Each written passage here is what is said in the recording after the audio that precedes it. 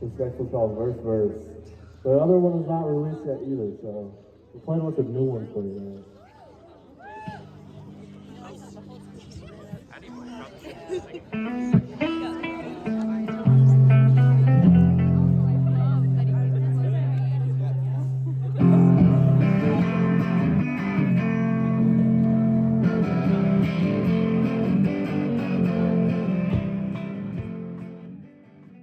My name's Johnny. I'm a communications major, and the reason why I think Bird asked me to be a part of this documentary is because I am in a few bands here in Davis. One of them's called Cowboys After Dark.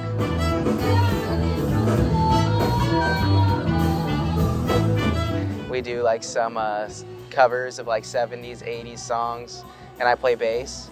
And I'm also in another band, First Name Bassist, with a few other Davis students, and we like come together and write originals.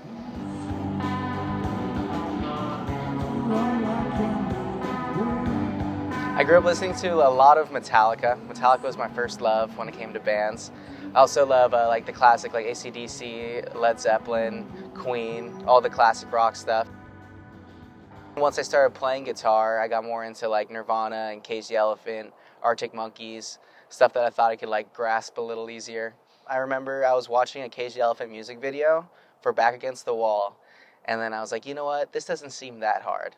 So then I wrote a shitty song after that, but that got me going, and I was like, you know what, I could get better. I think it was called Aluminum, something like that. I wanted to be like White Stripes, edgy. So I'm Kristen Mifsud. I'm a senior at UC Davis. I have been involved, I think, in the music scene at Davis for 4 years now. I used to be a moderator of our Pupheads, the subreddit, which we had at the time around 1 million subscribers. I think we've gone over 1 million now. So I used to be the adopted senator for the Entertainment Council at Davis. So I used to help them with a bunch of different shows and coordinating sometimes even with artists. I remember really particularly during the pandemic when I was still their adopted senator, I got to find out that we were having Phoebe Bridgers come, and that was crazy for me because I'm a huge Phoebe Bridgers fan. I used to get insider scoop, I guess you get to say. I've also been to a lot of Entertainment Council shows over the years, but nowadays I just go to a lot of live shows in Davis. I go to a lot of concerts just in general. I mean, it's just nice to be around a group of people that I feel have like-minded music drives, you know, who found community in what they're doing. So it feels almost independent from any of the corporate or, I guess, capitalistic apparatuses that surround the music industry. And instead in Davis, you have these little indie shows that kind of are just purely about music. And I feel like that's what keeps the purity of music in itself, the reason why we all listen to music, for that passion, for the pure emotion of it. And I feel like these indie shows kind of make sure that stays on. I'm Paulina. I just moved in, like maybe at the beginning of this new lease. People think, oh, it's so funny. I'm always like, oh, I live at Turtle House. They're always like, people live there? I'm part of this huge living thing. I don't know, like ever since I moved in, it's just been this like living, breathing house for me. But overall, Turtle House is just like a place where the people who enjoy music and good times, they like to come here. Turtle House kind of stands for something else other than like a frat or like a sorority. And I know that it's kind of like a co-op, but like I think it has something to do with generations of the people that used to live here and people that know about the house more so outside of school. And like we have a lot of older folks come to our shows, and like a lot of people from the Davis community that have nothing to do with UC Davis. It's very interesting being like talking to them and they're saying, oh, we've lived here before, oh, we've come to these shows. Like people that appreciate Turtle, they come back and they like what we put on, so they are, you know, they bring their friends and then those friends bring their friends. I think we've conjured up a really good collection of people, and I'm really proud of us and the hard work that we do. I feel like it's a mix of all kinds of people, just mostly students, but like really diverse. Like you'll get like the kids that look like they go to like shows every weekend. They got like their jackets with the patches, like the punk kids. You also have like regular students that just look like it was their first show there. Everybody kind of come and get along, even though like if the band's not that good. like just enjoy themselves and have fun. I like how experimental it is. I like how it sort of branches out. I feel like it reflects a lot of my personal tastes as well, like shoegaze, metal, stuff like that. This is my first show. My first time going. I like to like how everyone is like interacting with each other. It just seems a lot more homey than like a lot of other scenes that I've seen. You don't just like go fresh out of the womb. Most of the people here are like either like in the LGBT community or just like marginalized in some sort of way. So it really creates like the safest community possible. Like right now, we love to mosh, right? So that's really popular.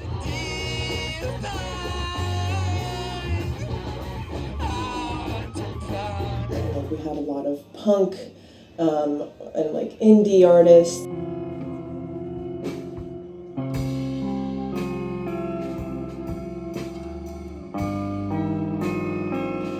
Right now, people are trying to explore their music tastes, and more niche is like, oh, I can grab onto this and be like, this is mine. Like, you know, like people are always sharing their music and they're always trying to find new stuff. And I think the more niche it is and the more pointed it is, people like to tend to enjoy it more. Like alternative rock music, I feel like with the lyrics, it's where I could really express myself. Like I really enjoy just like writing lyrics and just like kind of venting and putting it out there. So I feel like alternative rock and like stuff like that, indie music, is a little easier than like I don't know, like classic rock or like other stuff to really like express how I'm feeling, being like, I don't know, a college student. Yeah, I think it's just the culture right now where everyone's just like in their feels and they just want to like, just to sing and dance and talk about like very niche subjects that like people can't really relate to, but it feels like we can all relate to it because of the time that we are in right now. It's a really like accepting vibe. It's not like spreading a message of like violence. But definitely in other communities that I've been, like back home in Ventura County, there's definitely a lot of gatekeepers. Here, I haven't felt that vibe. Once you find that underground realm that these individuals have, it's a really cool world to enter, but you have to go searching for it, otherwise you're not going to be able to find it. But yes, we do go outside of our little house here. We like to go to the tries, to the domes. We also like to go to the events that Davis throws sometimes.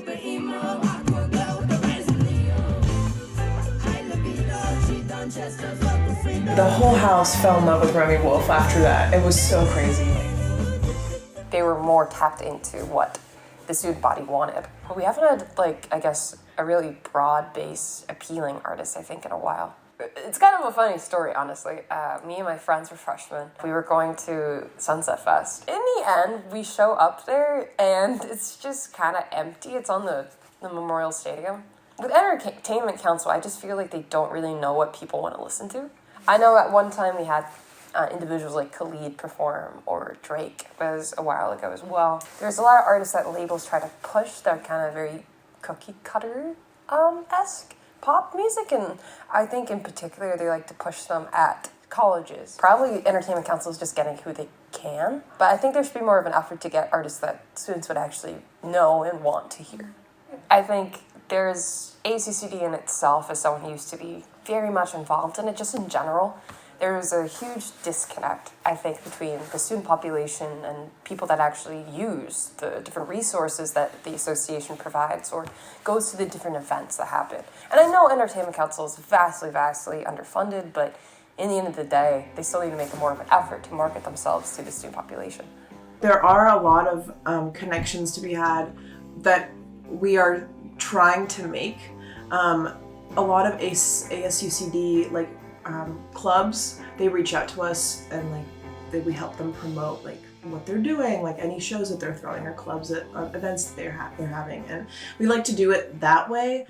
We haven't necessarily like sat down and talked with like the Entertainment Council or anything like that, but it's interesting to see how it'll change, how like what the dynamic will be in terms of like the Entertainment Council wants to be more of like involved.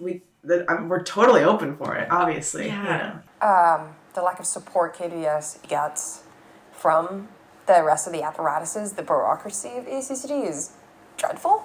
But they also get their money from the ACCD Senate, which they determine how much they get. And honestly, ACCD Senate has not given them what they deserve at all. They simply don't have the funding or the means to ensure that these artists don't drop out, or have to then quickly get new artists because they simply don't have the organization to really make these shows as successful as they could. I think I personally don't listen to KDVS, but from what I've heard, like from others, and a lot of the people that I actually know that work at KDVS, they're kind of more of like that indie alternative. Like they enjoy that kind of music, so they put it on because everyone knows pop, and like it's kind of a radio genre, and nobody really listens to the radio. Most people who are in KDVS, they're the true listeners. However, it just doesn't appeal to, you know, people on campus. So again, it's all these little things that just like match up together, I'd say. Obviously, we want free-form radio to continue. Free-form radio is very important, really to the heart of what Davis was. KDVS has been here for so long.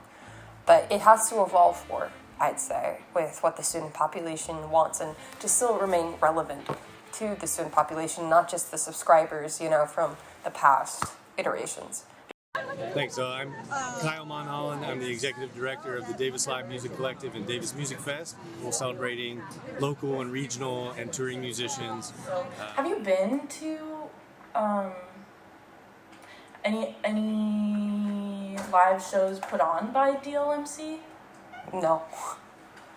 Not a single one. I think they have a problem because they have this subscriber base that I don't think students can really afford. Like, they have a student level for it, but it's just not feasible for a student to be paying that much. I think one of the big things that these indie shows at Davis just like randomly put on like Turtle House do is that they have a technical donation you can give, but it's not required. DLMC, it's like required, which I understand. You gotta make some money off of it, but I think for students especially, it's really hard. Unless they're involved in music in this area, no one would know.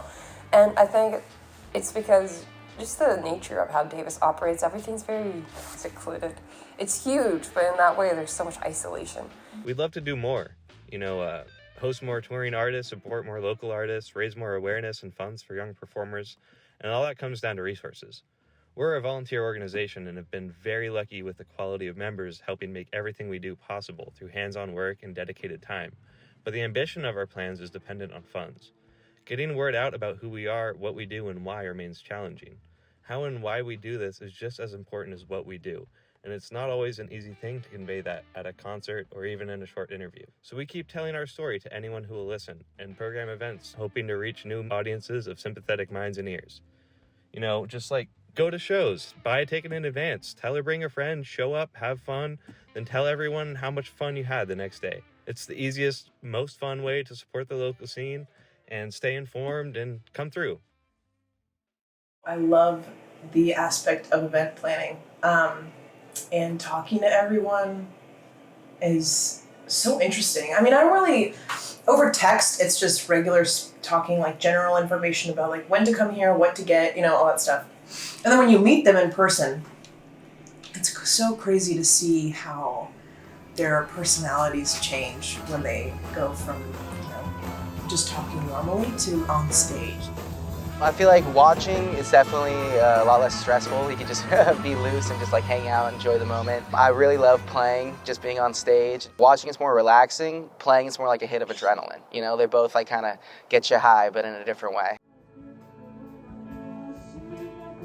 Like I feel a sense of community with like my bandmates, and then just like kind of people we just like run into along the way. There's always like a few like regulars that I see at like the shows. I'm like, oh yeah, they come to everyone.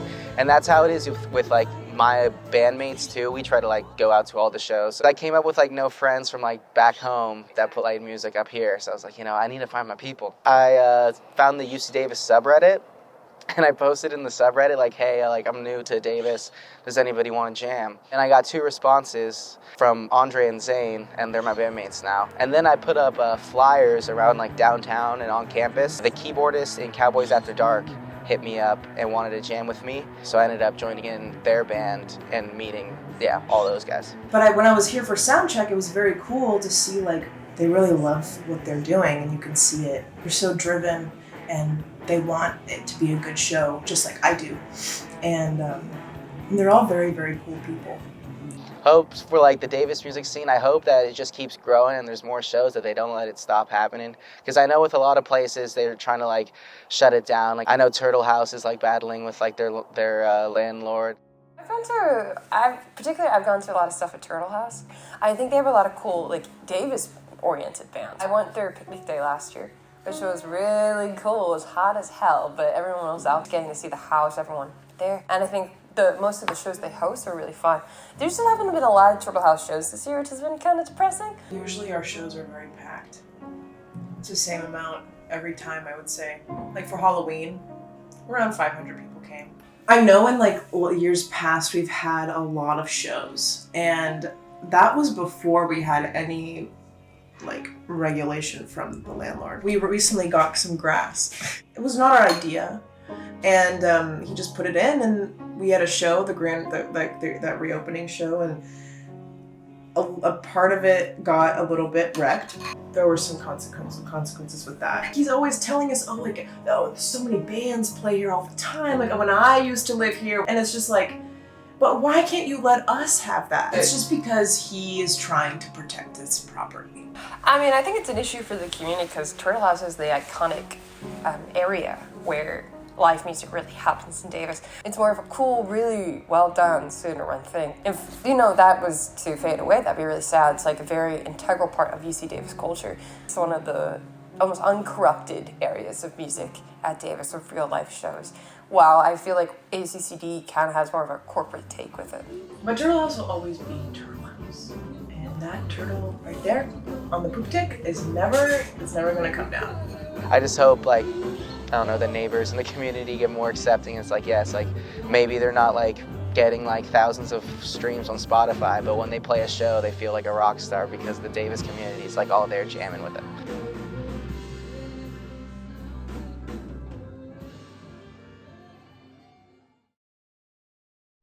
Thank you so much for watching this project. If you don't know who I am, I'm Bird.